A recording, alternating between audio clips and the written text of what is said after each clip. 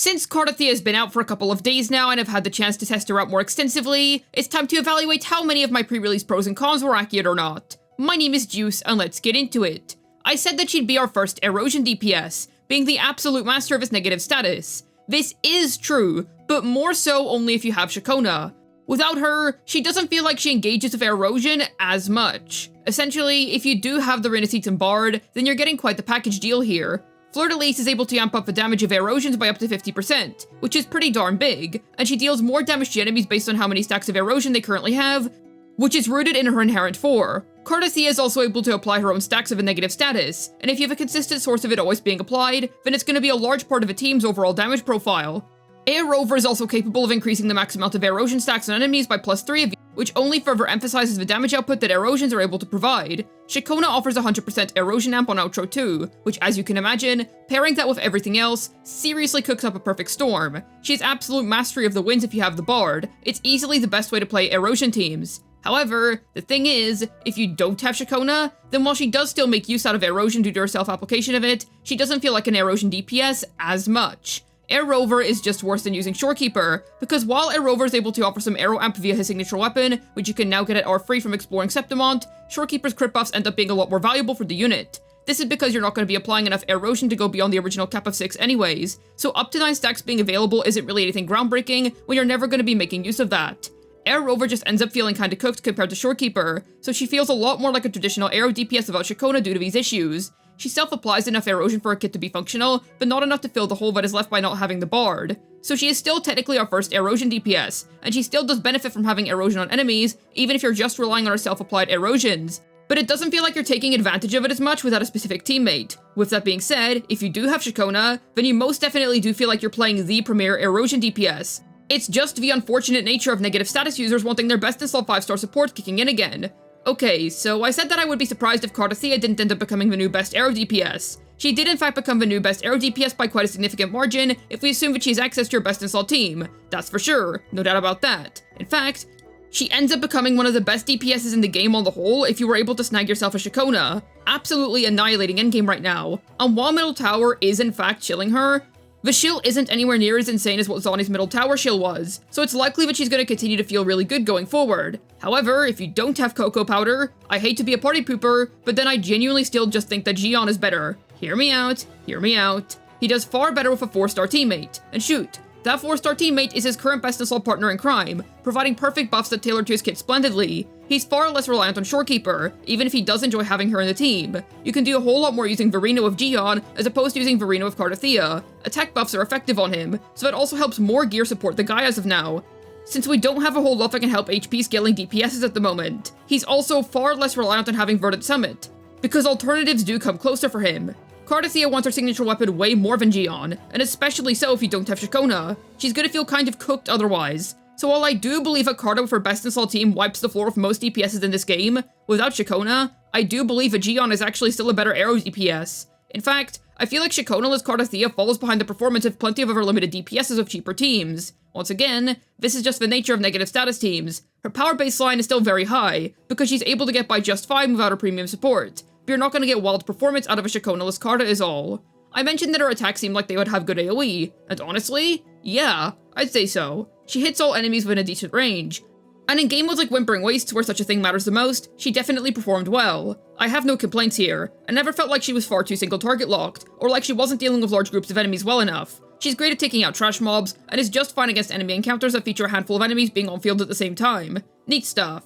I did mention that, because Cartethyia is a special class of unit, being Renaissance Sentinel Resonator, she would end up inherently feeling like she was a cut above the rest. I'm actually surprised to say, without Ciaccona, no, not really. If you don't have the Bard, then she actually feels very in line with most of her units. If anything, falling behind most of her units. She's nowhere near as flexible as Jinshi was with her teams, a character who has a wide array of second slot teammates to pick from at this point, and even on Jinshi's release, you had Yuamu to help her out if you didn't pull for Yinlin who came before her, or Jojo who came after her. Granted, people did only discover Yuanwu's solid capabilities of Jinshi a little while after she came out, but nevertheless, the option remained. Now if you do have the Bard, then yes.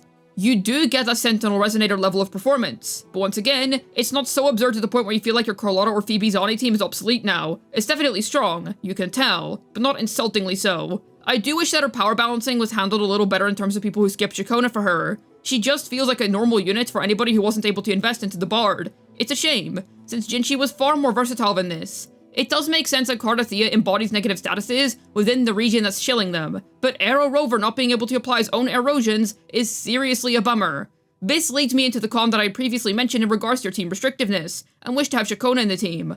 Honestly, free-to-play Zani feels better than free-to-play Cartethyia. Aerover should have been able to apply erosions too. Free-to-play Zani still feels like a strong team, whereas the Divine Maiden feels like she's, honestly, more on the cope side. It's a little sad. I don't think free-to-play Carta should feel as okay-ish as she does. I don't think she's flat out bad with Ciaccona, I do want to say that now. She's not so horrible to the point where you literally won't clear, it just doesn't feel that good to use, honestly. This leads into the wider discussion surrounding 4-stars, and how we seriously need more of them. I know that some folks don't really feel like 4-star characters would add much to the game, and from a logical standpoint, why would Kuro Games invest their time and resources into a character, put a lot of effort into their animations and model, only for them to be a 4-star? For this exact reason. Game balancing. I'm not a game designer, and I won't pretend like I know anything about it, but from my personal experience, I do seriously think that adding budget versions of characters like Support Phoebe and Ciaccona would really help lighten the blow of how devastating it is to not have these specific 5-stars for these units. I get that the last few 4-stars we got were terrible. Lumi and Yohu are awful. Nobody cares about them, because they just suck. However, when a 4-star is done right, for instance, somebody like Mortefi, you end up with a fantastic class-specific buffer. I get that Kuro doesn't want to make the next Sanhua, that's fine. We don't need a 4-star that literally works for everything and everyone. That turns the 5-star options obsolete. But we do need characters that are at least okay alternatives, because as it stands, your second slot options if you don't have Ciaccona are Sanhua, Alto, and Changli. Admittedly, the Changli team is good, and our 25% liberation buffing on outro is really solid for Fleur-de-Lis's big finishing move, but that team isn't easy to play. You're gonna have to put effort into swapping Changli in during Fleur-de-Lis's longer animations. Otherwise, Sanhua is good, and the basic percent buffing isn't totally wasted, not to mention her good personal damage if you do build her. But otherwise, it's just kinda cope. There's no erosion application happening there. And yeah, Alto is... yeah, I don't recommend it, we'll leave it at that. Please don't invest resources into him if you're just using him as an outro skill bot. So she does have alternatives.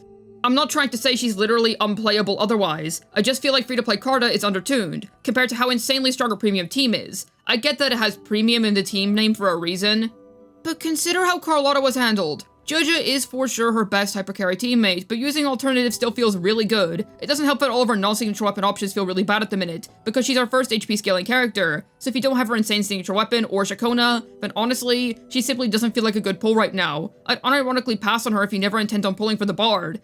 Their performance just isn't as high free-to-play wise as some may have hoped. And that's another thing, her weapon options right now just suck, and supportive gear options for her kind of suck because HP scaling DPSs are new to the game. Static Mist on your Ciaccona isn't helping Cartethyia, because attack percent buffing is useless there, and you want to put Bellborn Geocologne on your Shorekeeper of Arena as opposed to Fallacy for the same reasons. Otherwise, there's not many supportive sets we can use to help remedy the situation, and if they buff baseline Carta, they're also effectively buffing premium Carta, who's already insanely strong as it currently stands. So the best way out of this is to offer a budget version of Ciaccona in my opinion. I know this isn't what some people want to hear, and please, if you love this character, truly not caring about whatever her meta position is like, then don't let me stop you from enjoying her. But I'm being honest when I say that I don't think she's a good pull when you're unable to invest into your key components.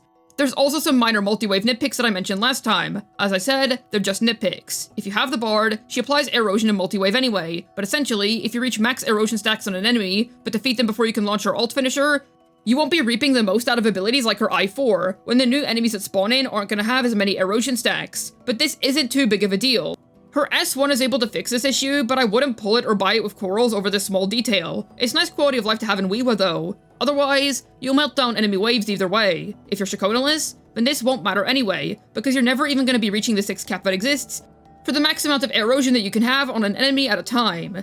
Now it's time for what you've been waiting for. Where do I currently think that Cartethyia stands in the meta? I think that if you have her premium tier investment, she's literally one of the best DPSs that you can have right now. Extremely powerful, the best way to play the erosion negative status, and she will continue to wipe the floor for ages to come. Very strong character that was built around her premium tier investment. But that's the thing. For free-to-plays that aren't able to take the full plunge and pick up everything she wants, I wouldn't bother. She's not impressive at all, and might not even be better than the current main DPSs that you're using. If you're looking for new DPSs to fill out your roster some more, then I actually would look elsewhere if you don't have Ciaccona. It sucks, but it really is just that cooked. I will say, it's exaggerating to say that she can't clear or that she's physically unusable. Not true. It's just gonna cost you more resources and time to clear. If you invest a lot, obviously you will be fine and clear TOA just like anybody else. However, I'm just being fully transparent here, since there are some people who do like clearing comfortably, as that assures them that they will be able to clear endgame for a long time going into the future. For others, as long as they can get endgame rewards for the next 1 to 2 months, they don't care. It depends on what type of player you are, and how much you care for the longevity of your units. It'd take some serious HP inflation to make free-to-play Cartethyia unusable, which is never going to happen, because then that makes other DPSs unusable too. And to be honest, Wuthering Waves just doesn't really have super significant HP inflation.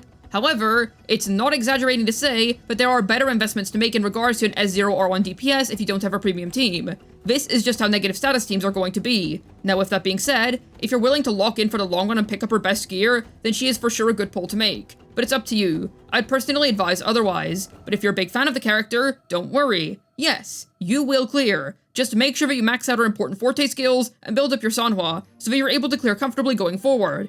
If all you want is endgame rewards, then yes, you will get that, and obviously pull for who you like. I'm not trying to discourage doing that, but I do still want to be fully honest about Cartethia's situation so that nobody makes an investment that they're going to regret in the long run. And of course, the better you get at playing the character, the faster you will clear. Over time, it's likely that people are going to discover tech that makes her clear a lot faster, so there's a light at the end of a tunnel. But as it stands, nothing impressive about Ciaccona. But she is the true Sentinel Resonator of the Imperator with her. I do like this unit, but I do really think that the 4-star issue is rearing its head once more. I get that some people really don't care about the 4-star situation, but I do think we need cheaper team alternatives to these characters.